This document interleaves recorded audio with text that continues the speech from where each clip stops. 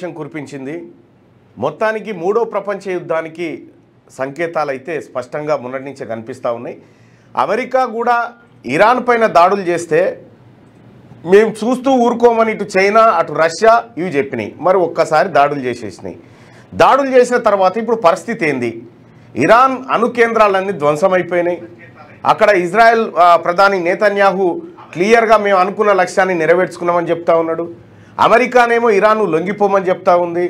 మొత్తానికి యుద్ధ క్షేత్రంలోకి దిగింది. ఇటు అమెరికా కళ్ళల్లో ఆనందం కోసం ఇజ్రాయెల్ పోరాటం చేస్తున్నట్టుగా కనిపిస్తూ ఉంది. ఇజ్రాయెల్ కావాల్సిందల్లా అమెరికా గెలుపు, అమెరికాకు మంచి చేయాలి. ఒక సామంత రాజ్యం లెక్క తయారైపోయింది అది. ఇక ఇరాన్ కూడా అదే స్థాయిలో ప్రతిస్పందన చేస్తూ ఉంది. ఏది టెల్ అవీవ్ నగరం పైన మిసైళ్ల వర్షం కురిపించింది. ఇరాన్ కూడా ప్రతిదాడి చేస్తూ ఉంది.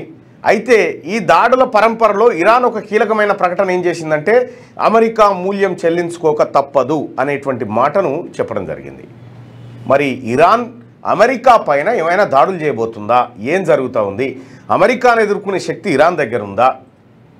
ఇట్లా అనేకమైనటువంటి ప్రశ్నలు వస్తూ ఉన్నాయి. అమెరికా ఎప్పుడైతే ఇజ్రాయెల్ తరఫున ఎంటర్ అయిపోయిందో మరి అమెరికాకు ధీటుగా ఉన్నటువంటి చైనా, రష్యా ఇటువంటి దేశాలు ఎటువంటి నిర్ణయం తీసుకుంటాయి ఈ ఇరాన్ విషయంలో అనేది చూడాలి. ఒకవేళ అవి కూడా ఎంటర్ అయినాయి అంటే ఇక కథమే, ఇక ఏం లేదు, విధ్వంసమే. ఇక రెండో విషయం ఏంటంటే భారత్ చాలా దేశాలు ఆ రెండు దేశాలు పరస్పరం చర్చలు జరుపుకోవాలి, శాంతియుతంగా ఉండాలనేటువంటి మాట చెప్తా ఉన్నాయి. ఏవి చాలా దేశాలు, ఒక భారత్ తప్ప.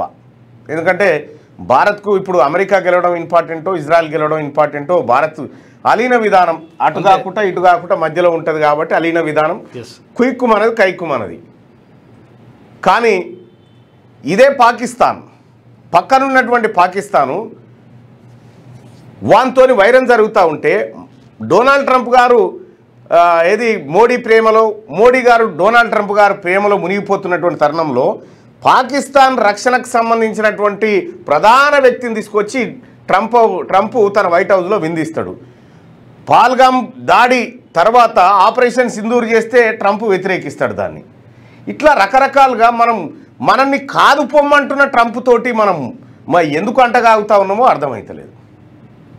సరే, ఆ విషయం అటు పెడితే భారత్ విధానం ఎట్లుంటుంది అంతర్జాతీయంగా అనేది భారత్ చూసుకుంటుందిలే. కానీ అలీన విధానంలో ఉన్నాం కాబట్టి నెహ్రూ కాలంలో చేసుకుండేది.